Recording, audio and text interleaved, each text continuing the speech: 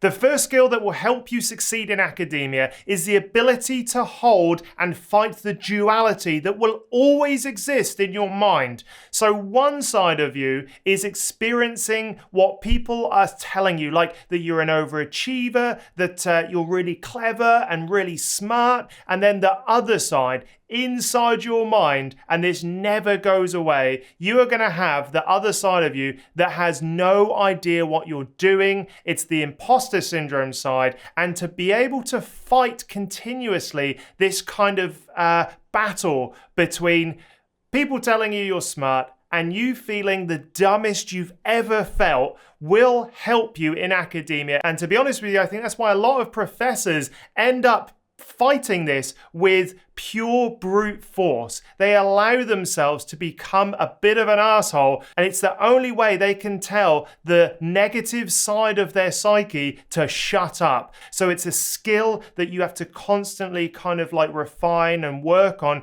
because it is a time in your life where people are telling you you're the smartest you've ever been, and your mind is telling you you're the dumbest you've ever been. And that's just the nature of doing research. You're working on the leading edge. And the thing about being on the leading edge of knowledge is that no one knows what they're doing. The second skill that is so very important is to do research and work even when you don't feel like it.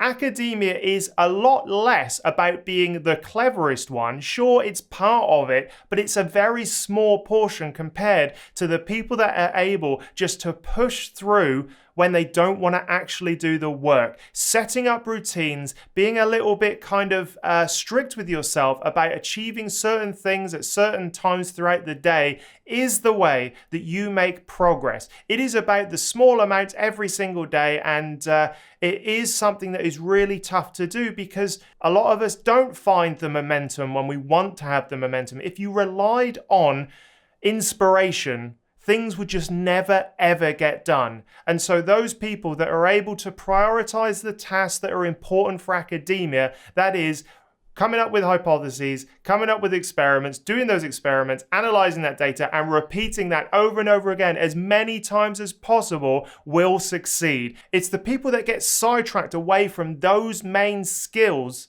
that will not succeed in academia. Now, as you get further up the chain, there's no doubt that your priorities change, but understanding what priorities are the most important and making sure they are done first, despite this really noisy priority that isn't important, it's not urgent, it's just noisy. I think those are the skills that are going to help you move forward in academia.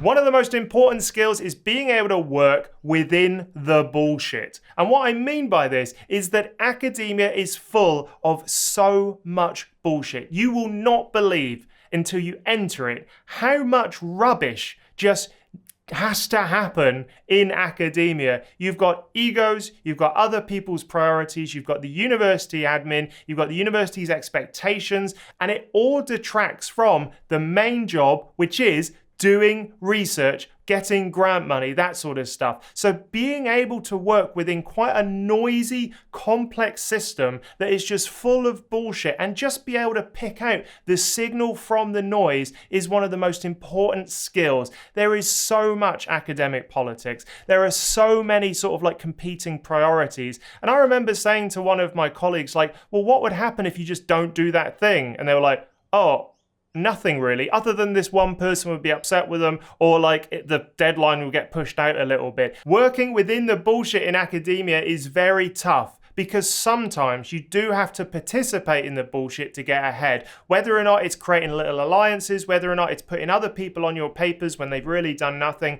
all of these things are an important part of succeeding in academia. And I guess it really comes down to building up good collaborations with people that are productive, and you kind of get swept along together. So there's no doubt that the bullshit thing isn't just about ignoring it, it's about being selective in which parts of the bullshit you should get involved in. And it's a very complicated system and structure. And the only thing I can really say is, like, have a look at people that are successful in academia and have a look to see what they're prioritizing. And you probably won't like what they're prioritizing, but it's probably helping their career. Another really important skill is being able to enter interdisciplinary fields and learning quickly or finding common ground with other disciplines so that you can work together. I think that as sort of like research progresses and from now, interdisciplinary kind of research is going to be the area where the biggest leaps and bounds are made. So if you can get used to speaking to people from other disciplines, reaching out, asking about their research, finding common ground, initiating that conversation, just getting comfortable in other people's fields, I think will be a real benefit to your career going forward. It's kind of scary to enter someone else's field because not only now do you feel like you don't know your field, you're entering into this whole new thing. And I think that's, for me personally, quite exciting to learn something new. But building up those collaborations and the skills to be able to feel comfortable in someone else's field are going to help you, no doubt.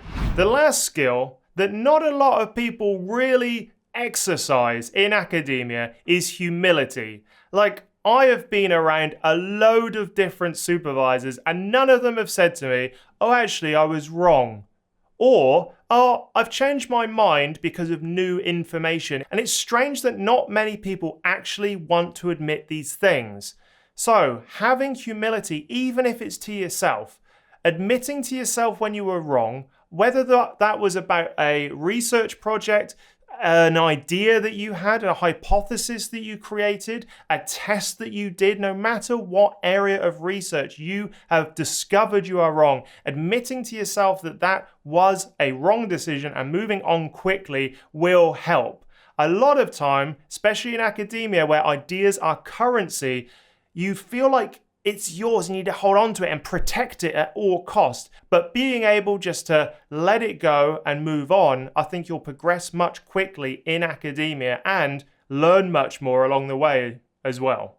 So there we have it. There are the 5 little known skills that I think will really help you in academia that not many people talk about. Let me know in the comments which ones you would add. I love reading all of your experiences. And also remember, there are more ways that you can engage with me. The first way is to sign up to my newsletter. Head over to andrewstapleton.com.au/newsletter. The link is in the description. And when you sign up, you'll get 5 emails over about 2 weeks. Everything from the tools I've used, the podcasts I've been on, how to write the perfect abstract, and more. It's exclusive content available for free, so go sign up now and also look at academiainsider.com. That's my project where I've got my ebooks, my resource packs, the community's growing out over there as well. I've got a blog and it's all there to help academia work for you. All right then, I'll see you in the next video.